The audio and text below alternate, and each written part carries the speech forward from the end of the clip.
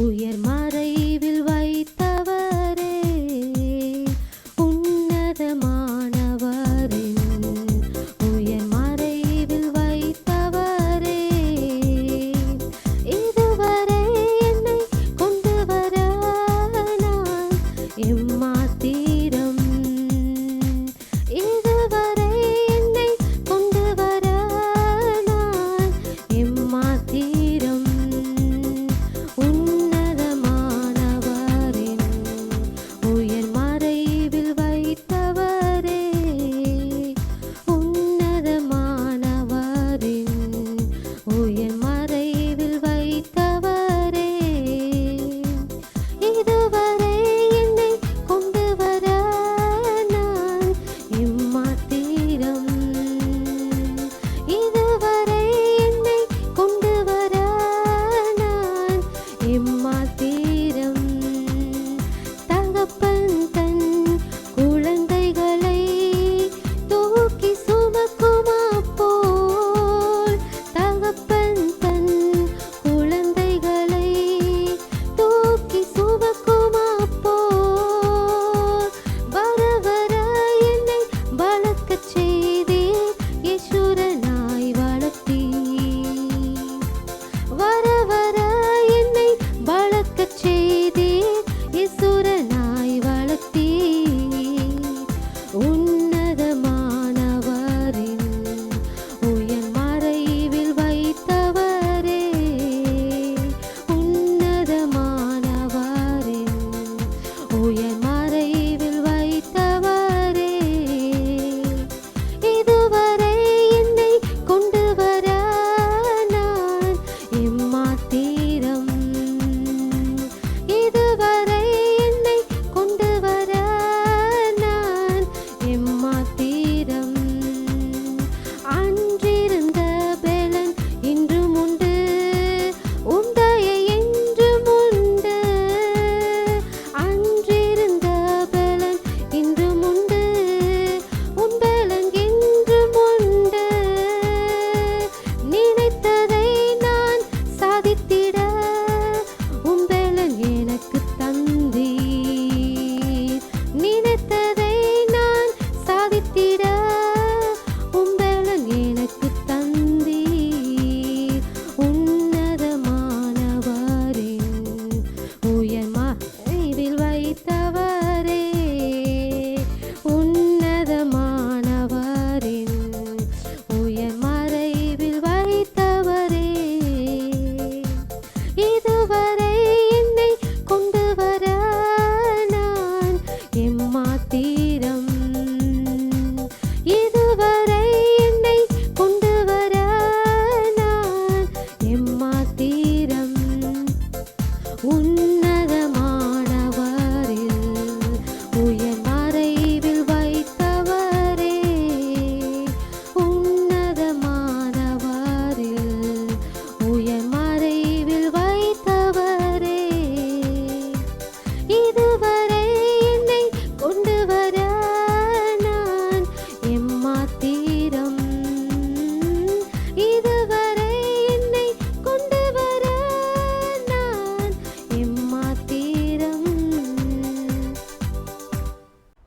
கர்த்தருடைய பரிசுத்த நாமத்துக்கு மகிமை உண்டாவதாக. ஆண்டவராகிய இயேசு கிறிஸ்துவின் ஈடு இணையற்ற நாமத்தினாலே உங்கள் யாவரையும் வாழ்த்துகிறேன். கர்த்தர் உங்களையும் உங்கள் பிள்ளைகளையும் ஆசீர்வதிப்பாராக. இந்த நாளில் கூட நீதிமொழிகளின் புஸ்தகம் 11ஆம் அதிகாரம் 8ஆம் வசனத்தை நாம் வாசிக்கிறோம். நீதிமான் இக்கட்டினின்று விடுவிக்கப்படுவான், அவன் இருந்த இடத்தில் துன்மார்க்கன் வருவான். நீதிமான் இக்கட்டிலிருந்து விடுவிக்கப்படுவான், அவன் இருந்த இடத்திலே துன்மார்க்கன் வருவான். நீதிமொழிகளின் புஸ்தகம் 21ஆம் அதிகாரம் 18ஆம் வசனத்தை வாசிக்கிறோம். நீதிமானுக்கு பதிலாக துன்மார்க்கனும் செம்மையானவனுக்கு பதிலாக துரோகியும் மீட்கும் பொருளாவார்கள் என்று சொல்லி பார்க்கிறோம். நீதிமானுக்கு பதிலாக துன்மார்க்கன். நீதிமான் இக்கட்டினின்று விடுவிக்கப்படுவான். வேதம் சொல்லுகிறது, நீதிமானுக்கு வரும் துன்பங்கள் அநேகமாயிருக்கும், ஆனால் அவைகள் எல்லாவற்றிலிருந்து கர்த்தர் அவனை விடுவிப்பார் என்று பார்க்கிறோம். கண்களை மூடி ஜெபிப்போம். அன்பு தகப்பனே, இந்த நல்ல வேளைக்காக உமக்கு நன்றி செலுத்துகிறோம். கர்த்தாவே, நீர் பேசுகிற தேவன் அல்லவா, நீரே எங்களை சகல சத்தியத்திற்குள்ளும் நடத்தி செல்லும்படி நாங்கள் ஜெபிக்கிறோம். ஆண்டவரே, கர்த்தர் எங்களோடு கூட பேசுவீராக. இயேசு கிறிஸ்துவின் நாமத்தில் ஜெபிக்கிறோம் நல்ல பிதாவே, ஆமேன், ஆமேன். நீதிமான் இக்கட்டிலிருந்து விடுவிக்கப்படுவான், அவன் இருந்த இடத்திலே துன்மார்க்கன் வருவானாம். இது பல இடங்களிலே இதை நாம் வேதத்திலே பார்க்க முடியும். நீதிமானுக்கு வரும் துன்பங்களும் அநேக நேரங்களிலே அதிகமாக இருக்கிறது. ஆனால் எல்லா துன்பங்களுக்கும் தேவன் நீங்களாக்குகிற தேவனாயிருக்கிறார். சங்கீதங்களின் புஸ்தகம் 37ஆம் அதிகாரம் 12, 13, 14 வசனங்களிலே நாம் வாசிக்கிறோம். அதிலே தாவீது இப்படி சொல்லுகிறான் பாருங்க. துன்மார்க்கன் நீதிமானுக்கு விரோதமாய் தீங்கு நினைத்து அவன் பேரில் பற்கடிக்கிறான். ஆண்டவர் அவனை பார்த்து நகைக்கிறார், அவனுடைய நாள் வருகிறது என்று காண்கிறார். சிறுமையும் எளிமையுமானவனை மடிவிக்கவும் செம்மை மார்க்கத்தாரை விழப்பண்ணவும் துன்மார்க்கர் பட்டயத்தை உருவி தங்கள் வில்லை நாணேற்றுகிறார்கள். ஆனாலும் அவர்கள் பட்டயம் அவர்களுடைய இருதயத்திற்குள் உருவிப்போம், அவர்கள் வில்லுகள் முறியும். கர்த்தர் அவனை பார்த்து நகைக்கிறாராம், சிரிக்கிறாராம். எதற்கு? துன்மார்க்கன் என்ன செய்கிறான்? நீதிமானுக்கு விரோதமாகவே தீங்கு செய்ய நினைக்கிறான். நீதிமானை எப்படியாவது தள்ளிவிட வேண்டும், அவனை விழ வைக்க வேண்டும், அவனை முன்னேறி செல்ல விடக்கூடாது, அவனை தடுக்க வேண்டும் என்று சொல்லி இன்றைக்கும் அது நடக்கிறதை நாம் பார்க்க முடியும். நீங்கள் கர்த்தருக்கு பிரியமாக, உண்மையும் உத்தமமாக, பரிசுத்தமாக, நீதியாக, நேர்மையாக நீங்கள் வாழ்ந்து பாருங்களேன். உங்களுக்கு விரோதமாக காரணமே இல்லாமல் பகையாவாங்க, உங்களை வெறுப்பாங்க, உங்களை தூஷிப்பாங்க, நிந்திப்பாங்க, அவமானப்படுத்துவாங்க. உங்களுக்கு ஏன்னே புரியாது. ஏன் இப்படி பேசுகிறாங்க? நம்ம அவங்களுக்கு விரோதமாக ஒன்றுமே செய்யலையே, ஆனால் நமக்கு விரோதமாக இப்படி எழும்புகிறார்களே என்று பார்க்கும்போது பிசாசும் அவனுடைய சேனைகளும் ஒரு காரியத்தை செய்து கொண்டே இருக்கிறார்கள் தொடர்ந்து. எப்படி ஆகிலும் துன்மார்க்கமாக இருந்த ஒரு மனிதன் நீதிமானாகி விட்டானால் அவன் நீதியிலிருந்து அவனை பிறண்டு போக செய்ய வேண்டும். நீதிமானாக வாழ்ந்து கர்த்தரோடு சஞ்சரிக்க கூடாது, கர்த்தரோடு அவன் வாழக்கூடாது, கர்த்தரோடு ஐக்கியமாக இருக்கக்கூடாது என்று சொல்லி அவனுக்கு விரோதமாக ஒரு காரியம் இந்த உலகத்திலே நடைபெற்று கொண்டே இருக்கிறது. பிசாசு நேரடியாக வந்து ஒன்றும் செய்ய போகிறதில்ல. அவன் மனிதர்கள் மூலமாகத்தான் நம்முடைய மேன்மையான ஒரு நிலையை கீழே தள்ளும்படியாகவும் முன்னேறி செல்ல முடியாதபடிக்கு தடைகளை கொண்டு வரும்படியாக சத்துரு இன்றைக்கும் கிரியை செய்து கொண்டிருக்கிறான். அதனால்தான் பவுல் சொல்லும்போது, மாம்சத்தோடு இரத்தத்தோடும் அல்ல, அதிகாரத்தோடும் துரைத்தனங்களோடும் வான மண்டலங்களுள்ள பொல்லாத ஆவிகளின் சேனைகளோடு நமக்கு போராட்டம் உண்டு என்று சொல்லுகிறார். காரணம் என்ன? நமக்கு விரோதமாக எப்படியாகிலும் நம்ம இருளிலே வைக்க வேண்டும் என்று சொல்லி போராடி கொண்டே இருக்கிறான். ஆனால் வேதம் என்ன சொல்லுகிறது பாருங்கள். தாவீது அதான் அழகாக எழுதுகிறான். ஆண்டவர் அவரை பார்த்து நகைக்கிறார், அவனுடைய நாள் வருகிறது என்று காண்கிறார். வேதத்திலே பல பேரை நாம் சொல்ல முடியும். இதில் ஒரு நபரை இன்றைக்கு நாம் பார்க்க போகிறோம். தானியேலின் புஸ்தகம் 1ஆம் அதிகாரத்தில் நீங்கள் பார்த்தீங்கன்னா, தானியேல் பாபிலோனுக்கு சிறைப்பட்டு போகிறான். நேபுகாத் நேச்சார் அவர்களை சிறைப்பிடிக்கிறான். எந்த ராஜாவுமே ஒரு தேசத்தில் யுத்தம் பண்ணி சிறைப்பிடிக்கும் போது அங்கே நல்ல வாலிப பிள்ளைகளை அவர்கள் சிறைப்பிடிப்பார்கள். எதற்குனா அவர்களுக்கு உபயோகப்படும்படியாக, வேலைக்காரர்களாக வைத்து கொள்ளும்படியாக, அவர்களுடைய காரியங்களையெல்லாம் சொல்லி கொடுத்து அவர்களுடைய அரண்மனையிலோ மற்ற இடத்துல வேலை செய்யும்படியாக அவர்கள் எடுத்துக்கொண்டு போவார்கள். இங்கே பாருங்கள், தானியேலின் புஸ்தகம் 1ஆம் அதிகாரம் 1ஆம் வசனத்தில், யூதாவின் ராஜாவாகிய யோயாக்கீம் அரசாண்ட 3ஆம் வருஷத்திலே பாபிலோன் ராஜாவாகிய நேபுகாத் நேச்சார் எருசலேமுக்கு வந்து அதை முற்றுகை போட்டான். அப்பொழுது ஆண்டவர் யூதாவின் ராஜாவாகிய யோயாக்கீமையும் தேவனுடைய ஆலயத்தின் பாத்திரங்களில் சிலவற்றையும் அவன் கையில் ஒப்பு கொடுத்தார்.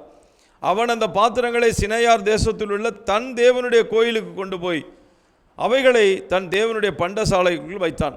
அப்பொழுது இஸ்ரவேல் புத்திரருக்குள்ளே ராஜ குலத்தார்களிலும் துரை மக்களிலும் யாதொரு மாசும் இல்லாதவர்களும் அழகானவர்களும் சகல ஞானத்திலும் தேறினவர்களும் அறிவில் சிறந்தவர்களும் கல்வியில் நிபுணரும் ராஜாவின் அரண்மனையிலே சேவிக்க திறமையுள்ளவர்களுமாகிய சில வாலிபரை கொண்டு வரவும் அவர்களுக்கு கல்தேயரின் எழுத்தையும் பாஷையும் கற்றுக் கொடுக்கவும் ராஜா தன் பிரதானிகளின் தலைவனாகிய அஸ்பேனாசுக்கு கற்பித்தான்.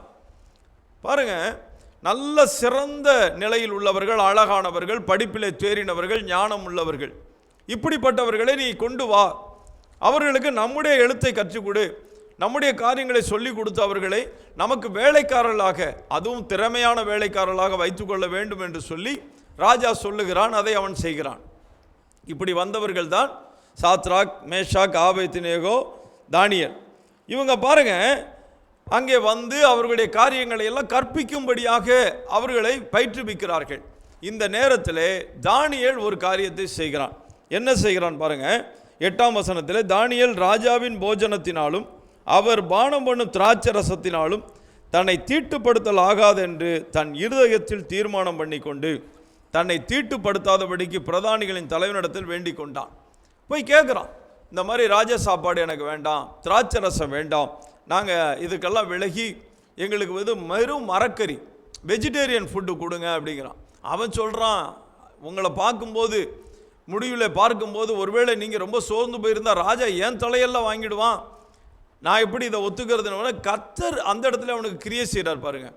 தானியேலுக்காக தேவன் தானியேலுக்கு பிரதானிகளின் தலைவனிடத்தில் தயவும் இரக்கமும் கிடைக்கும்படி செய்தார். நன்றாக நினைவில் வைத்துக் கொள்ளுங்கள், இருக்கிறது பாபிலோன் தேசம். ஆனால் பாபிலோன் தேசத்திலும் தேவன் அவனோடு கூட இருக்கிறார், அவனுக்கு தயவு கிடைக்க பண்ணுகிறார். கர்த்தர் எப்பொழுதுமே உங்களை விட்டு விலக மாட்டார் என்பதை நீங்கள் நினைவில் வைத்துக் கொள்ள வேண்டும். ஒருவேளை இந்த தேசத்திலே, இந்தியாவிலே நீங்கள் இருக்கிறீர்கள், இப்போ ஃபாரினில் எங்கேயோ ஒரு இடத்துல அமெரிக்காலேயோ லண்டன்லேயோ ஒரு வேலை கிடச்சி நீங்கள் போகிறீங்க, கர்த்தர் நீ போன விட்டுறதில்லை, கர்த்தர் உங்கள் கூடவே வருவார். நீங்கள் அங்கே வேலை செய்கிற இடத்துல உங்களுக்கு இரக்கம் கிடைக்க பண்ணுவார், உங்களுக்கு தயவு கிடைக்க பண்ணுவார். யோசேப்போடு கூட போய் பாருங்கள், எகிப்தில் இருக்கிறார் தேவன். நிச்சயமாகவே தேவன் உங்களை கைவிட மாட்டார் என்பதை நீங்கள் அறிந்து கொள்ள வேண்டும், அதை புரிந்து கொள்ள வேண்டும். தேவனுடைய அன்பை நீங்கள் புரிந்து கொண்டால், தேவன் உங்களை விட்டுவிடவே மாட்டார் என்பதை நினைவில் வைத்து கொண்டால், நீங்கள் ஒரு நாளுமே கவலையே பட மாட்டீங்க. காரணம், நாம் ஆராதிக்கிற தேவன் அத்தனை அன்புள்ள தேவனுங்க, அத்தனை இரக்கம் உள்ள தேவன். நீங்கள் எங்கே போனாலும் உங்கள் கூட வருகிறவர். யோசிச்சு பாருங்களேன், இஸ்ரவேல் தேசத்திலேருந்து இப்போ பாபிலோனுக்கு போயாச்சு. பாபிலோன் தேசத்திலே தேவன் அவனுக்கு இரக்கமும் தயவும் கிடைக்கும்படி செய்கிறார். பிரதானிகளின் தலைவன் தானியேலை நோக்கி, உங்களுக்கு போஜனத்தையும் பானத்தையும் குறித்திருக்கிற ராஜாவாகிய என் ஆண்டவனுக்கு நான் பயப்படுகிறேன் அப்படின்னு சொல்லிட்டு அவன் பயப்படுறான். ஏன்னா ஒருவேளை இவர்கள் சரியான நிலையில் போஷிக்கப்படாவிட்டால் அவன் கொன்று போடுவான். இந்த நிலையில் பாருங்க, கர்த்தர் இவனுக்கு இரக்கம் கொடுத்தபடினாலே இவனுக்கு சாப்பாடு கொடுக்கும்படி செய்கிறார். இவன் சாதாரணமான வெஜிடேரியன் ஃபுட்டு சாப்பிட்றான். இப்போ என்ன நடக்கிறது, அவர்கள் 10 நாள் கழித்து, வெறும் 10 நாள் சாப்பாடு, எல்லாமே மாறி போயிடுச்சுங்க. இவனுடைய முகம் எல்லாமே அழகாக இருக்கிறது, நல்ல புஷ்டியாக இருக்கிறாங்க. நல்ல ராஜ சாப்பாடு சாப்பிட்டவனுக்கும் இவங்களுக்கும் ரொம்ப வித்தியாசம் இருக்கிறது. வேதமும் என்ன சொல்லுகிறது என்றால், இன்றைக்கு நிறைய பேர் புரிந்து கொள்ளவே மாட்டேங்கிறாங்க. நீ போஜன பிரியனாக இருந்தால் உன் தொண்டையிலே கத்தியை வை என்று சொல்லி வேதம் சொல்லுகிறது. 2வது, பவுல் சொல்லும்போது சொல்லுகிறார், நம்ம மரக்கறியாக இருக்கட்டும் அல்லது நான்வெஜ்ஜாக இருக்கட்டும், அதை பற்றிலாம் பிரச்சனை இல்லைப்பா, நீங்கள் எது வேணாலும் சாப்பிடலாம், அது ஒன்றும் இல்லை, அது உன்னுடைய விஷயம் அப்படிங்கிறார், உன்னுடைய இஷ்டம். அது உண்மைதான். ஆனால் எப்பொழுதுமே இந்த உணவுக்கு அடுத்த காரியத்தில் நாம் ரொம்ப ஜாக்கிரதையாக இருக்க வேண்டும். இன்றைக்கு பார்த்தீங்கன்னா உணவுக்கு அடுத்த காரியங்களில் யாருமே கவலையப்படுறதில்லை. எப்படி வேணாலும் சாப்பிடலாம், என்ன வேணாலும் சாப்பிடலாம். நான்வெஜ் சாப்பிட்றது தப்புன்னு சொல்ல, ஆனால் எல்லாவற்றிற்குமே ஒரு அளவு நிர்ணயம் இருக்கிறது. ஏன்னா மாம்ச பெருந்தீனிக்காரனாக இராதே என்று வேதம் சொல்லுகிறது. அதனால் மாம்ச பெருந்தீனி சிலர் பார்த்தீங்கன்னா காலையில் சாப்பிடுவாங்க, சாப்பிட்டு முடித்தவொடனே மத்தியானம் சாப்பாடை குறித்து யோசிச்சுட்டு இருப்பாங்க, மத்தியானம் சாப்பிட்டு முடிப்பாங்க, நைட் என்ன சாப்பிட்றது யோசிச்சுட்டே இருப்பாங்க. மாம்ச பெருந்தீனி. அதே போல் எந்நேரமும் ஒரு இடத்துக்கு போகிறாங்கன்னா கறியா அப்படிம்பாங்க, அங்கே என்ன பிரியாணியா அப்படிம்பாங்க. சாப்பாடு தான் அவங்களுடைய நினைவிலே இருக்கும். வேதம் என்ன சொல்லுகிறது, சாப்பாடு நமக்கு தெரியுங்க, தேவை, அது சாப்பாடு நமக்கு நல்லது தான், இல்லைன்னு சொல்லலை. சாப்பாடு சாப்பிடலைன்னா ஒன்றும் பண்ண முடியாது. ஆண்டவர் இயேசுவே 40 நாள் உபவாசம் இருக்கிறாரு, அவருக்கு பசி உண்டாயிற்று. பசித்த உடனே தான் பிசாசு சொல்கிறான், இந்த கல்லுகள் அப்பமாகும்படி சொல்லுங்களேன்னு சொல்கிறான். அவர் சொல்லலை, மனுஷன் அப்பத்தினாலே மாத்திரமல்ல தேவனுடைய வாயிலிருந்து புறப்படுகிற ஒவ்வொரு வார்த்தையினாலும் பிழைப்பான் என்று எதிர்பார்த்தை சொல்கிறார். அப்போது நம்முடைய வாழ்க்கையில் நமக்கு பசி வரும். பவுல் பாருங்கள், 3 நாள் இரவும் பகலும் புசியாமலும் குடியாமலும் இருக்கிறான். 4வது நாள் அவனுக்கு பசி வருகிறது, சாப்பிடுகிறான். சாப்பிட்டு பலப்பட்டான்னு இருக்குது. நீங்கள் அப்போஸ்தலர் 9ஆம் அதிகாரத்தில் வாசித்து பாருங்கள். அப்போது சாப்பாடு நமக்கு ரொம்ப முக்கியம். நம்ம உயிர் வாழ்கிறதுக்கு உணவும் தண்ணீரும் தேவை. ஆனால் உணவே பிரதானம் கிடையாது. நாம் சாப்பிடுவதற்காக வாழுகிறவர்கள் அல்ல, வாழ்வதற்காக சாப்பிடுகிறவர்கள். நம்முடைய உணவு முறையை பழக்குவிக்க வேண்டும். இன்றைக்கு அநேக விதமானவர்கள் எப்படி இருக்காங்கன்னா, அநேக சாப்பாடு, அதை கூட இதை கூட அப்படி சாப்பிடணும் இப்படி சாப்பிடணும்னு சொல்லி அளவுக்கு அதிகமாக சாப்பிடுதல் கடைசியில் பார்த்தீங்கன்னா பல வியாதிகள் வருவதற்கு அதுதான் காரணம் என்று சொல்லுகிறார்கள். பல டாக்டர் சொல்லுவது அதுதான். அளவில்லாத சாப்பாடு, கணக்கிட்ட சாப்பாடு, எதையாவது சாப்பிட்டுக்கிட்டே இருப்பாங்க பாருங்க, ஓயவே விட மாட்டாங்க. அதாவது அவங்க தொடர்ந்து இந்த அரவை மில்லு பார்த்துருக்கீங்களா, மாவு அரைக்கிற மில்லு, ரைஸ் மில் இருக்குல்ல, அது மாதிரி கரகரன்னு அரைச்சி எதையாவது தின்னுக்கிட்டே இருப்பாங்க. கடைசியில் பார்த்தா பல வியாதிகள், வாழ்க்கையில் போராட்டங்கள், அதன் பிறகு ஆயுசு நாட்களும் குறைந்து போகிறதை பார்க்க முடியும். அதுதான் சொல்லுகிறேன், நம்முடைய சாப்பாடு மிகுந்த எச்சரிக்கையாய் ஜாக்கிரதையாக இருக்க வேண்டும், சரியான விதத்தில் சாப்பிட வேண்டும். இவன் ஒரு தீர்மானம் செய்கிறான், நான் இப்படி தான் சாப்பிடுவேன், எனக்கு அந்த சாப்பாடு வேணாம், ராஜ சாப்பாடு வேண்டாம். ஆனால் கர்த்தர் அவனோடு இருந்து அவர்களை எப்படி பாருங்களேன், அந்த 10 நாள் சென்ற பின்பு ராஜ போஜனத்தை புசித்த எல்லா வாலிபரை பார்க்கிலும் அவர்கள் முகம் களையுள்ளதாயும் சரீரம் புஷ்டியுள்ளதாயும் காணப்பட்டது. அது மாத்திரமல்ல, கர்த்தர் 17ஆம் வசனத்தில் இந்த 4 வாலிபருக்கும் தேவன் சகல எழுத்திலும், தேவன் அவங்க கற்றுக் கொடுக்க சொன்னது, அவங்க எழுத்த அவங்க கற்றுக் கொடுக்க சொன்னது. ஆனால் இங்கே யார் கற்றுக் கொடுத்தா பாருங்க, எழுத்திலும் ஞானத்திலும் அறிவையும் சாமர்த்தியத்தையும் கொடுத்தார். தானியேலை சகல தரிசனங்களையும் சொப்பனங்களையும் அறியத்தக்க அறிவுள்ளவனாக்கினார். நல்லா யோசிச்சு பாருங்களேன், எத்தனை அருமையான ஒரு தேவன் பாருங்க, எத்தனை அன்பான தேவன். பாபிலோன் தேசத்திலே தன்னுடைய பிள்ளைகளுக்கு அவர் கற்றுக் கொடுக்கிறார். இன்றைக்கு உங்கள் பிள்ளைகளுக்கும் அவர் கற்றுக் கொடுப்பார். நீங்களும் உட்கார்ந்து பாருங்க. ஏசாயா 50 ஆண்டவர் இயேசு கிறிஸ்துவை குறித்து சொல்லும்போது வேதம் என்ன சொல்லுகிறது, இளைப்புள்ளவனுக்கு சமயத்திற்கேற்ற வார்த்தை சொல்ல நான் அறியும்படிக்கு எனக்கு கல்விமானின் நாவை கொடுத்தார். காலைதோறும் என்னை எழுப்புகிறார், கற்றுக்கொள்ளுகிறவனைப் போல கவனிக்க செய்கிறார்.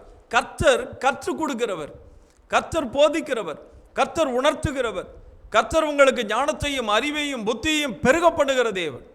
அவர் பாதத்தில் அமர்ந்திருந்தார். இங்கே அவர் எல்லாவற்றையும் செய்து முடிக்கிறார். இப்பொழுது ராஜாவினிடத்தில் போகும்போது ராஜா என்னென்ன கேட்கிறானோ எல்லாவற்றுக்கும் சரியான பதிலை சொல்லுகிறார்கள். முதலாவது இவர்கள் எடுத்த தீர்மானம், ஒரு நீதிமான் எப்படி இருப்பான் என்பதற்கு அடையாளம் தானியேலை குறித்து சொல்லுகிறேன்.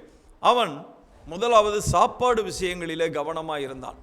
காரணம், அவன் தேவனுக்கு பிரியமாய் நடப்பதற்கு அது ரொம்ப நல்லதுங்க. அதனால தான் பவுலும் சொல்லுகிறான், மற்றவர்களுக்கு பிரசங்கிக்கிற நான் தானே ஆகாதவனாய் போகாதபடிக்கு என்னை ஒடுக்கி கீழ்ப்படுத்துகிறேன். பந்தயத்திலே ஓட்டப்பந்தயத்தில் போராடுகிற ஓடுகிற எல்லாருமே ஓடுவார்கள், ஆனால் ஒருவன் தான் பந்தய பொருளை பெறுவான் என்று அறியீர்களா? நீங்கள் பெற்றுக்கொள்ளத்தக்கதாக ஓடுங்கள்னு சொல்லுகிறார். ஏன்னா எல்லாவற்றிலும் இச்சை அடக்கமாக இருக்க வேண்டுமா? அழிவுள்ள ஒரு கிரீடத்தை பெறும்படிக்கு எல்லாவற்றையும் இச்சை அடக்கமாக இந்த உலகத்தில் இருக்கிறார்களே, ஓட்டப்பந்தய வீரர்களாக இருக்கட்டும், ஃபுட்பால் பிளேயராக இருக்கட்டும், கிரிக்கெட் பிளேயராக இருக்கட்டும், எல்லாவற்றிலையும் அவர்கள் பெற வேண்டும், ஜெயிக்க வேண்டும் என்று சொல்லி அவர்கள் வைராக்கியமாக இருக்கிறார்கள். அப்போ கர்த்தருடைய பிள்ளைகள் அழிவில்லாத கிரீடத்தை பெறப்போகிற நாம் எத்தனை ஜாக்கிரதையாய், எத்தனை எச்சரிக்கையாய் இருக்க வேண்டும். அழிந்து போகிற கிரீடத்தை பெறுகிறவர்களே அத்தனை ஜாக்கிரதையாக தங்களுடைய சரீரத்தை அடக்கி ஆண்டு கொண்டிருக்கிறார்கள். அப்போ அழிவில்லாத கிரீடத்தை பெற்றுக்கொள்கிற நாம் எல்லாவற்றிலும் இச்சை அடக்கமாக இருக்க வேண்டும், ஜாக்கிரதையாக இருக்க வேண்டும், சாப்பாடு விஷயங்களிலே கவனமாக இருக்க வேண்டும். அப்பொழுதுதான் நாம் பெற்றுக்கொள்ள முடியும், இல்லாவிட்டால் பெற முடியாது. அதை தான் சொல்லுகிறார் பவுலும். இங்கே கவனிங்க, ரெண்டாவதாக அவனுடைய வாழ்க்கையிலே இருக்கிற ஒரு முக்கியமான காரியம் என்னவென்றால், அவன் ஜெபிக்கிறவன். ரெண்டாவது ஜெபிக்கிற ஒரு மனிதன். இப்போ ராஜாவுக்கு ஒரு சொப்பனம் ஒன்று வருகிறது. அந்த சொப்பனத்துக்கு யாருமே அர்த்தம் சொல்ல முடியவில்லை. உடனே ராஜா சொல்லுகிறான், இந்த மாதிரி அர்த்தம் சொல்ல முடியாத எல்லாரையுமே கொன்று போட்டுருங்கிறான். இவங்க யோசிக்கிறாங்க, என்ன இப்படிப்பட்ட திடீரென்று இப்படிப்பட்ட ஒரு சட்டம் ஏன் வந்துச்சு, ஏன் அப்படின்னோடனே இந்த மாதிரி ராஜா ஒரு சொப்பனம் கண்டிருக்கிறாரு, அதோட அர்த்தம் அவருக்கு தெரியல. அந்த சொப்பனத்தையும் அதனுடைய அர்த்தத்தையும் சொல்லும்படி சொல்லுகிறார். ஒருத்தர் இல்லைன்னொன்னே தானியேல் கேட்குறான், எனக்கு கொஞ்சம் தவணை கொடுங்க அப்படின்னு கேட்டவொடனே இவனுக்கு தவணை கொடுக்கப்படுகிறது. இப்பொழுது அவன் செய்கிற ஒரு முக்கியமான காரியம் பார்த்தீங்கன்னா 17ஆம் வசனம், 2ஆம் அதிகாரம் 17ஆம் வசனம். தானியேல் தன் வீட்டுக்கு போய் தானும் தன் தோழரும் பாபிலோனின் மற்ற ஞானிகளோட கூட அழியாதபடிக்கு இந்த மறைபொருளை குறித்து பரலோகத்தின் தேவனை நோக்கி இரக்கம் கேட்கிறதற்காக அனனியா, மீஷாவேல், அசரியா என்னும் தன்னுடைய தோழருக்கு இந்த காரியத்தை அறிவித்தான். பின்பு ராக்காலத்தில் தரிசனத்திலே தானியேலுக்கு மறைபொருள் வெளிப்படுத்தப்பட்டது. அப்பொழுது தானியேல் பரலோகத்தின் தேவனை ஸ்தோத்தரித்தான். பின்பு தானியேல் சொன்னது, தேவனுடைய நாமத்துக்கு என்றென்றைக்கும் உள்ள சதா காலங்களிலும் ஸ்தோத்திரம் உண்டாவதாக. ஞானமும் வல்லமையும் அவருக்கே உரியது. அவர் காலங்களையும் சமயங்களையும் மாற்றுகிறவர், ராஜாக்களை தள்ளி ராஜாக்களை ஏற்படுத்துகிறவர், ஞானிகளுக்கு ஞானத்தையும் அறிவாளிகளுக்கு அறிவையும் கொடுக்கிறவர் அவரே. ஆழமும் மறைபொருளுமானதை வெளிப்படுத்துகிறவர். இருளில் இருக்கிறதை அவர் அறிவார், வெளிச்சம் அவரிடத்திலே தங்கும் என்று தொடர்ந்து சொல்லுகிறார். தன்னுடைய சிநேகிதர்களோடு கூட சேர்ந்து ஜெபிக்கிற ஒரு அனுபவம். இன்றைக்கு அநேகர் பார்த்தீங்கன்னா ஜெபத்தையே விட்டுறாங்க. நாம் முதலாவது தேவனோடு தனியாக சஞ்சரித்து ஜெபிக்க வேண்டும். ஆண்டவர் இயேசு சொல்லும்போது சொன்னார் இல்லையா, மத்தேயு 6ஆம் அதிகாரத்தில், உன் அறை வீட்டை பூட்டி கொண்டு அந்தரங்கத்தில் இருக்கிற உன் பிதாவை நோக்கி கூப்பிடு, அவர் உனக்கு வெளியரங்கமாய் பதிலளிப்பார். இது தனிப்பட்ட முறையிலே தேவனோடு சஞ்சரிக்கிற அனுபவம். இங்கே அவன் தன்னுடைய சிநேகிதர்களோடு கூட சேர்ந்து ஜெபிக்கிறான் பாருங்க. எப்பொழுதுமே 2 பேர் ஒருமனப்பட்டார், பரலோகத்தில் இருக்கிற தேவனாலே அது அவர்களுக்கு கொடுக்கப்படும். இங்கே 4 பேர் ஒருமனப்படுகிறார்கள். 4 பேர் இவர்கள் ஒருமனப்பட்டு ஜெபிக்கிறார்கள். கர்த்தர் இந்த காரியத்திலே அவனுக்கு வெளிப்பாடுகளை கொடுக்கிறார். இந்த நாட்களில் பார்த்தீங்கன்னா ஒரு வீட்டில் கணவனும் மனைவி சேர்ந்து ஜெபிக்க மாட்டேங்கிறாங்க, பிள்ளைகளோடு சேர்ந்து ஜெபிக்க மாட்டேங்கிறாங்க. குடும்ப ஜெபம்ங்கிறது அறவே விட்டு போச்சு. முன்னாடிலாம் பார்த்தீங்கன்னா ஒரு 10-20 வருஷத்துக்கு முன்னாடி காலையில் எந்திரிச்சவொடனே எல்லாரும் சேர்ந்து உட்காந்து ஒரு பாட்டு பாடி ஒரு ஜெபம் பண்ணுவாங்க. இரவு படுக்க போகும்போது சாப்பிட்டுட்டு எல்லாரும் ஒரு ஜெபம் பண்ணிட்டு படுக்க போவாங்க. இன்றைக்கி அந்த நிலையே மாறி போயிடுச்சு பாருங்களேன். தேவனை விட்டு தூரப்பட்டு கொண்டிருக்கிறார்கள். தேவனோடு சஞ்சரிக்கும் போது தேவன் வெளிப்பாடுகளை கொடுப்பார். இப்பொழுது இவன் ஐக்கியத்துக்காக பாருங்க, ஐக்கியமாக ஜெபம் பண்ணுறாங்க, கர்த்தர் வெளிப்படுத்துகிறார். இதன் பிறகு இப்பொழுது என்ன சொல்கிறான் பாருங்க, நேராக போகிறான். தானியேல் இப்போ நேபுகாத் நேச்சார் இடத்துல போகிறான். ராஜாவே, நீர் ஒரு பெரிய சிலையை கண்டீர். அந்த பெரிய சிலை மிகுந்த பிரகாசம் உள்ளதாக இருந்தது. அது உமக்கு எதிரே நின்றது. அதன் ரூபம் பயங்கரமாக இருந்தது. அந்த சிலையின் தலை பசும்பொன்னும், அதன் மார்பும் அதன் புயங்களும் வெள்ளியும், அதன் வயிறும் அதன் தொடைகளும் வெண்களும், அதன் கால்கள் இரும்பும், அதன் பாதங்கள் பாதி இரும்பும் பாதி களுமண்ணுமாய் இருந்தது. நீர் பார்த்து கொண்டிருக்கும் போதே கைகளால் பெயர்க்கப்படாத ஒரு கல் பெயர்ந்து உருண்டு வந்தது. அது அந்த சிலையை இரும்பும் களிமண்ணுமாகி அதன் பாதங்களில் மோதி அவைகளை நொறுக்கி போட்டது. அப்பொழுது அந்த இரும்பும் களிமண்ணும் வெண்கலமும் வெள்ளியும் பொன்னும் ஏகமாய் நொறுங்குண்டு கோடை காலத்தில் போரடிக்கிற களத்திலிருந்து பறந்து போகிற பதரை போலாயிற்று. அவைகளுக்கு ஒரு இடமும் கிடையாதபடி காற்று அவைகளை அடித்து கொண்டு போயிற்று.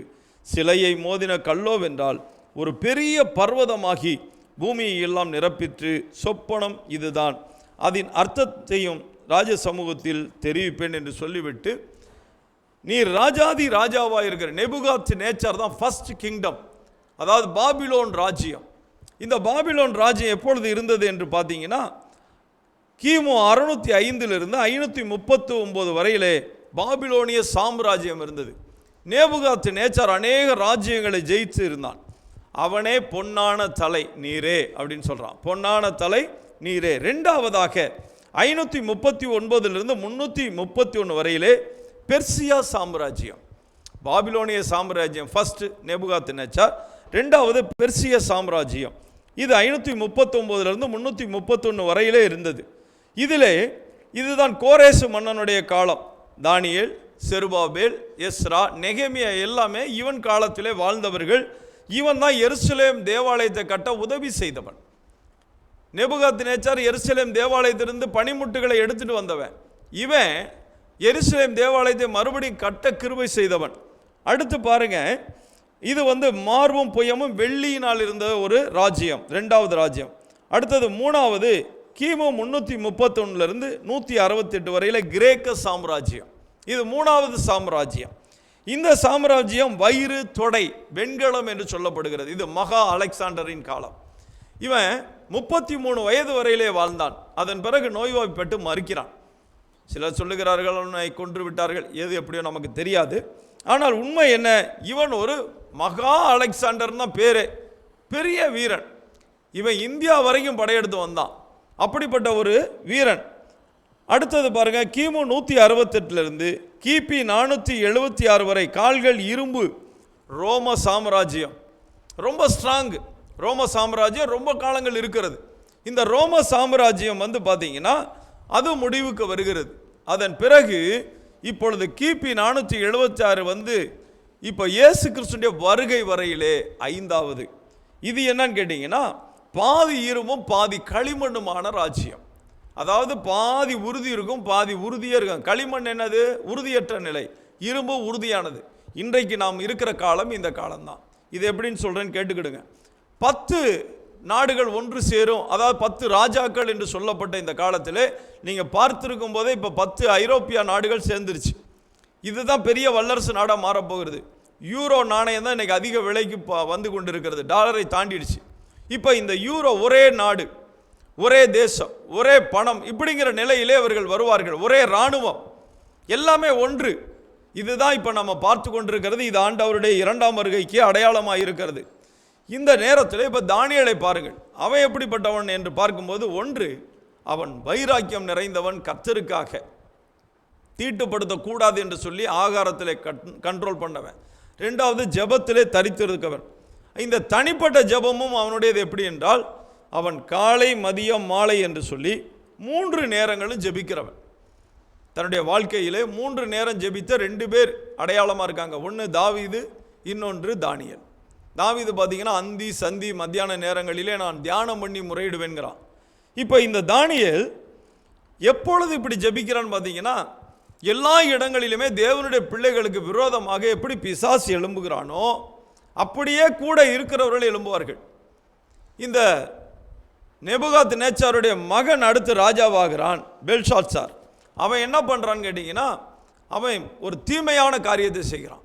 தேவனுடைய பனிமுட்டுகளை தேவனுடைய பனிமுட்டுகள் மிகுந்த பரிசுத்தமானது, அதை தொடுவதற்கே யோசிக்க வேண்டும்.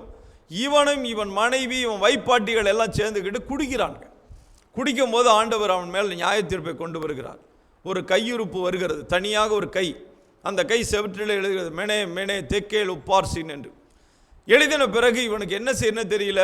அப்போ தானியேலை கூப்பிடும் போது தானியேல் சொல்லுகிறான், இவனுக்கு அந்த எழுத்தை குறித்து விளக்கி சொல்லும்போது, தேவன் உன் ராஜ்யத்தை மட்டிட்டு அதற்கு முடிவுண்டாக்கினார். நீ தராசிலே நெருக்கப்பட்டு குறைய காணப்பட்டாய். பெரேஸ் என்பதற்கு உன் ராஜ்யம் பிரிக்கப்பட்டு மேதியருக்கும் பெர்சியருக்கும் கொடுக்கப்பட்டது என்று அர்த்தமாம். அன்றைக்கு ராத்திரியிலே இவன் சாகடிக்கப்படுகிறான். கொன்றது யார் என்றால் தரியு ராஜா, மேதியனாகிய தரியு. இந்த தரியு யார் என்றால் அகாஸ்வேரு ராஜாவுடைய மகன். அகாஸ்வேரு எஸ்தர் ராஜாத்தின் புஸ்தகத்தில் இருக்கிற அகாஸ்வேரு தான் அவன் மகன். அவன் இவனை கொன்று போட்டுவிட்டு ராஜ்யத்திற்கு வருகிறான்.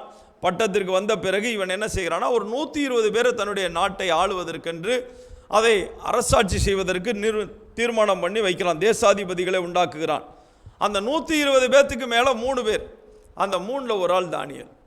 இப்போது இவனுக்கு என்ன பண்ணுறானுங்க, எப்படியாவது தானியேல் மேலே குற்றம் சாட்டணும், குறை சொல்லணும். இன்றைக்கி கூட பார்த்தீங்கன்னா அநேக இடங்களில் ஆஃபீஸில் வேலை செய்வாங்க நம்ம ஆளுங்க, ரொம்ப பரிசுத்தமாக உண்மையாக உத்தமமாக லஞ்சம் வாங்காமல் இருப்பாங்க.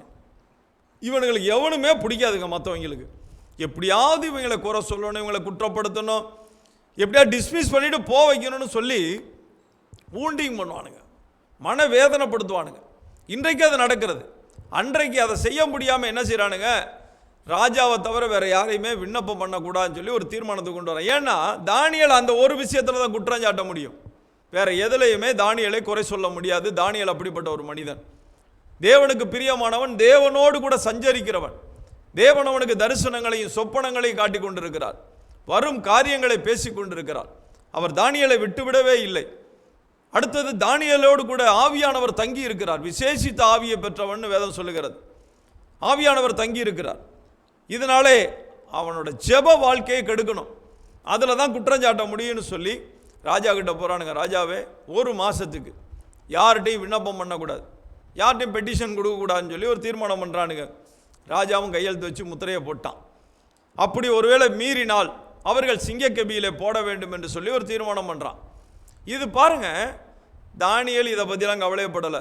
ஏன்னா உண்மையான தேவனுடைய பிள்ளை தன்னுடைய ஜெபத்தை விடவே மாட்டாங்க.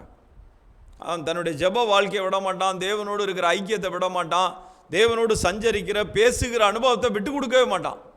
அவன் தான் நீதிமான். உண்மையாகவே உத்தமமாக தேவனோடு சஞ்சரிக்கிறவன் யார் என்றால், எல்லா சூழ்நிலையும் தேவனே பிரதானம் என்று சொல்லுவான். இவன் இதெல்லாம் தெரிஞ்சும் இவன் மேல் வீட்டுக்கு ஏறுறான். அங்கேருந்து எருசலேமுக்கு நேராக கதவுகளை திறந்து வச்சுட்டு ஜெபம் பண்ணுறான், முழங்கால் படியிட்டு. எப்பொழுதுமே ஜெபம் ஜெபம் ஜெபம் தேவனை விட்டு பிரியாது இருக்கிற வாழ்க்கையை கொடுக்கும், தேவனிடத்திலிருந்து நன்மையை கொண்டு வரும், அற்புத அடையாளங்களை கொண்டு வரும். இப்போ பாருங்க, அவன் ஜெபம் பண்ணி ஸ்தோத்திரம் செலுத்துகிறான். இந்த ஜெபமும் ஸ்தோத்திரமும் இணைந்து இருக்க வேண்டும். இதை தான் பவுலும் சொல்கிறார். பிலிப்பியர் 4:6 பார்த்தீங்கன்னா, நீங்கள் ஒன்றுக்கும் கவலைப்படாமல் எல்லாவற்றையும் குறித்து உங்கள் விண்ணப்பங்களை ஸ்தோத்திரத்துடனே கூடிய ஜெபத்தினாலே தேவனுக்கு தெரியப்படுத்துங்கள். அப்பொழுது எல்லா புத்திக்கும் மேலான தேவ சமாதானம் உங்கள் இருதயத்தை ஆளுகை செய்யும். ஜெபம் பண்ணு, ஸ்தோத்திரம் பண்ணு. பவுலையும் சீலாவையும் அப்போஸ்தலர் 16:25 பாருங்க, அடித்து தொழுமரத்தில் தொங்க விடுறாங்க. அவன் பாருங்க ஜெபம் பண்ணி ஸ்தோத்திரம் பண்ணி கொண்டிருக்கிறான். அந்த இடமே அசைந்தது. தேவன் இறங்கி வந்து கிரியை செய்கிறார்.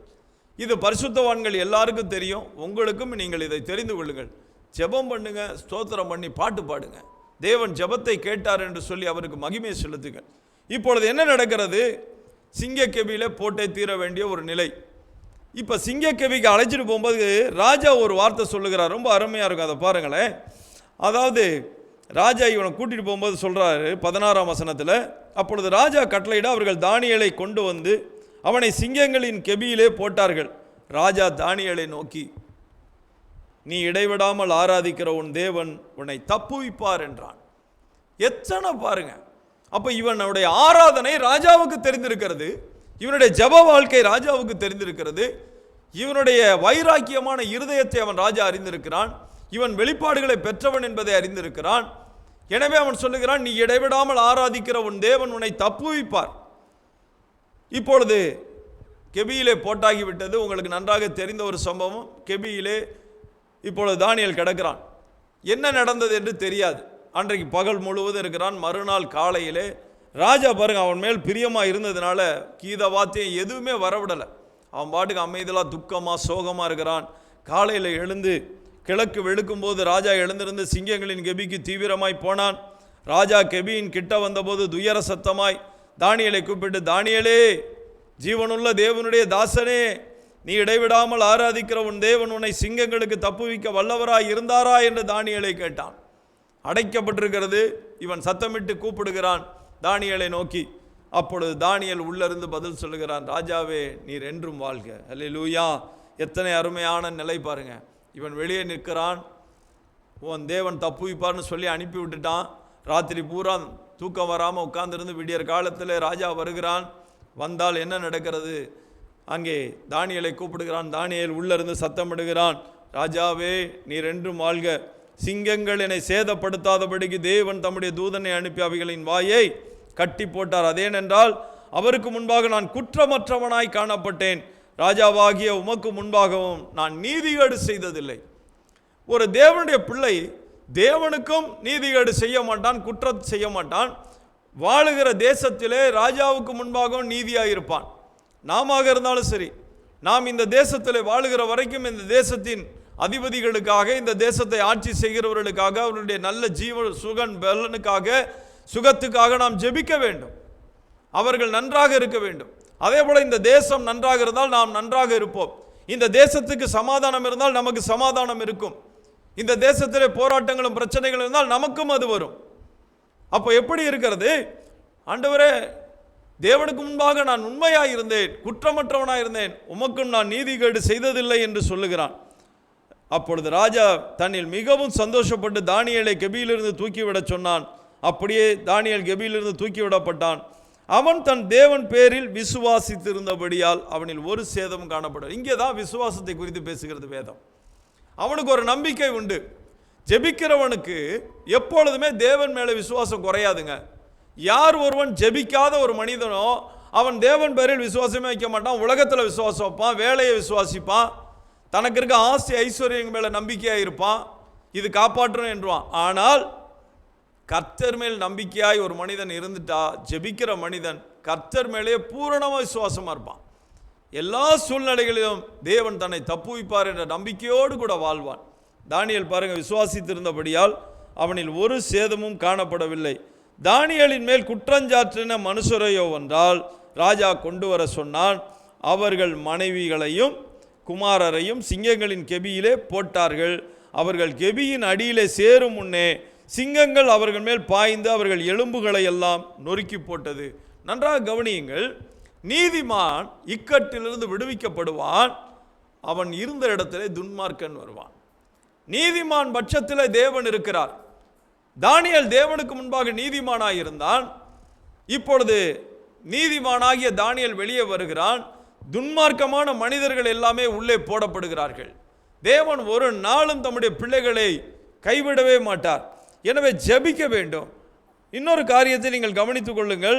6 நாளில் அவன் சொல்றான், அவன் உண்மையுள்ள மனிதன். எப்பொழுதுமே உண்மையுள்ள மனுஷன் தான் பரிபூர்ண ஆசீர்வாதங்களை பெற முடியும். நீங்க உங்க வாழ்க்கையில சரி உண்மையாய் இருக்க கற்றுக்கொள்ள வேண்டும். எந்த சூழ்நிலையிலும் கர்த்தருக்கு முன்பாக நீங்கள் உண்மையுள்ளவர்களாய் இருக்கும்போது கர்த்தர் உங்களை கைவிடவே மாட்டார். அவன் குற்றமற்றவன். உண்மையுள்ளவனாயிருந்தான், ஜெபிக்கிறவனாயிருந்தான், தேவன் மேல் விசுவாசம் வைத்திருந்தான், எந்த சூழ்நிலையிலும் தேவனுக்கு விரோதமான ஒரு காரியத்தை கூட செய்யவில்லை. நீங்கள் கவனித்து பாருங்கள். தானியேலை தேவன் தப்புவித்த காரணம் என்ன? அவன் தேவனுக்கு பிரியமானவன், தேவனுடைய சித்தத்தை செய்தவன், அவன் உபவாசித்து ஜெபிக்கிறவன் என்று 9ஆம் அதிகாரத்தில் நாம் பார்க்கிறோம். தானியேல் உபவாசம் பண்ணி ரெட்டிலும் சாம்பலிலும் உட்கார்ந்து தேவனாகிய ஆண்டவரை ஜெபத்தினாலும் விண்ணப்பங்களினாலும் தேடினான். சேர்ந்து ஜெபிக்கிறான், தனியாக ஜெபிக்கிறான், உபவாசித்து ஜெபிக்கிறான், தேவனுக்காக வைராக்கியம் பாராட்டுகிறான், தேவனை மறுதலிக்காமல் இருக்கிறான், விசுவாசத்திலே உறுதியாயிருக்கிறான், உண்மையாயிருக்கிறான், ராஜாவுக்கு நீதிகேடு செய்யாதவனாயிருக்கிறான், சாப்பாட்டு விஷயத்தில் கூட கவனமாயிருக்கிறான். கர்த்தர் அவனுக்காக இறங்கி வைராக்கியமாய் கிரியை செய்கிறார். எப்பொழுதுமே நீங்கள் கர்த்தருக்காக வைராக்கியமாய் இருந்தால் கர்த்தர் உங்களுக்காக வைராக்கியமாய் இருப்பார்.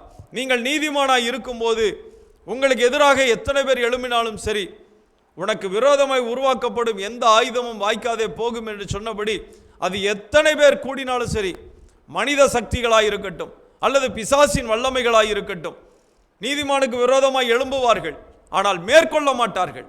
காரணம், கர்த்தர் பட்சத்தில் இருப்பார். கர்த்தர் உங்கள் பட்சத்திலிருந்து உங்களுக்காக விரோதமாய் யுத்தம் செய்வார், உங்களுக்காகவே வைராக்கியமாக இருப்பார். உங்களுக்கு விரோதமாய் எழுந்தவரோடு கர்த்தர் யுத்தம் செய்கிற தேவன், வழக்காடுகிற தேவன், உங்களுக்காக பரிந்து பேசுகிற தேவன். அவர் உங்களை கைவிடவே மாட்டார். ஆனால் உங்கள் நிலையிலிருந்து நீங்கள் கீழே இறங்கி போய்விடாதிருங்கள். ஜெப வாழ்க்கையை விட்டு விடாதிருங்கள். ஜெபத்திலே உறுதியாய் தரித்திருங்கள். தேவனுக்கென்று வைராக்கியமாயிருங்கள். விசுவாசத்தோடு காத்திருங்கள். எவ்வளவு பெரிய பிரச்சனை வரட்டுங்க, இது ஒரு மரண போராட்டம். தானியேலுக்கு வந்தது ஒரு மரண போராட்டம். உள்ளே போட்டு சிங்கம் சாகடிச்சிடும் அவனுடைய எதிரிகள் எல்லாம் நினைச்சிக்கிட்டு இருக்கிறாங்க. ராஜா தூக்கம் வராமல் இருக்கிறான். தானியேலுக்கு என்ன நடக்குமோ தெரியாது. ஆனால் ஒன்று மட்டும் தெரியும், தான் ஆராதிக்கிற தேவன் தப்புவிக்க வல்லவராயிருக்கிறார் என்று. அந்த ஒரு நம்பிக்கை அவனுக்கு இருக்கிறது. ராஜாவே அதை சொல்லுகிறான், நீ இடைவிடாமல் ஆராதிக்கிற உன் தேவன் உன்னை தப்புவிப்பார்னு. அப்போ இவன் இடைவிடாமல் ஆராதிப்பது அவனுக்கே தெரிகிறது. இன்றைக்கு பாட்டு பாடணும்னா கஷ்டப்படுறாங்க, ஆராதிக்கணும்னா கஷ்டம், ஸ்தோத்திரம் பண்ணுறது கஷ்டம். ஆனால் எல்லா நன்மைகளும் வந்து சேர வேண்டும். எப்படி வரும்? நீங்கள் எந்த அளவிலே தேவனுக்காக தேவனுடைய பாதத்தில் அமருகிறீர்களோ அந்த அளவிலே தேவன் உங்களுக்கு நன்மை செய்வார்.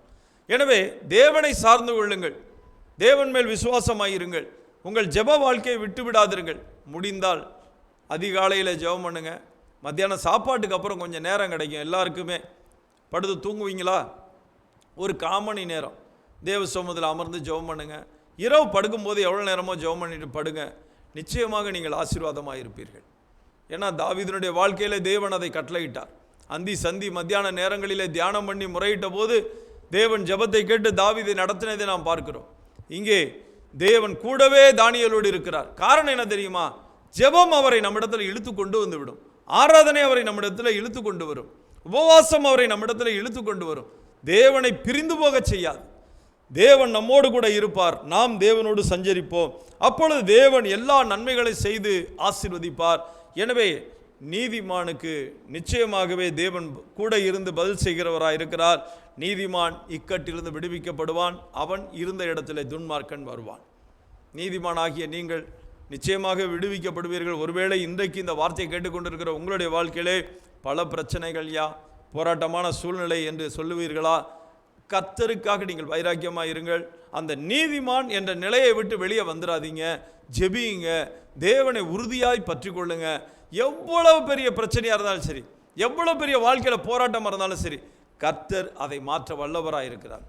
தாவீதுக்காக இறங்கினவர், தானியேலுக்காக இறங்கி சிங்கத்தின் வாயை கட்டி போட்ட தேவன் நிச்சயமாகவே உங்களுக்காகவும் உங்கள் எதிரிகளின் வாய்களெல்லாம் அடைக்கப்படும். உங்களுக்கு விரோதமாய் ஒரு நாவும் பேச முடியாதபடி தேவன் அதை தடுத்து விடுவார். அப்படித்தான் வேதமும் சொல்லுகிறது. நியாயத்தில் எழும்பும் எந்த நாவையும் நீ குற்றப்படுத்துவாய், அவர்கள் உன்னை குற்றப்படுத்த முடியாது. காரணம் ஒன்றிலே குற்றம் ஒன்று கண்டுபிடிக்க முடியாதபடிக்கு உன் வாழ்க்கை இருக்க வேண்டும். அப்பொழுது நிச்சயமாகவே தேவன் உங்களுக்காகவே இருப்பார், உங்கள் பட்சத்தில் இருப்பார், உங்களை கைவிட மாட்டார். கவலைப்படாதிருங்கள், சோர்ந்து போகாதிருங்கள். கர்த்தர் உங்களை ஆசீர்வதிப்பாராக. நாம் ஜெபிப்போம். அன்பு தகப்பனே, இந்த வார்த்தையை கேட்டுக்கொண்டிருக்கிற உம்முடைய பிள்ளைகளுக்காக நான் ஜெபிக்கிறேன்.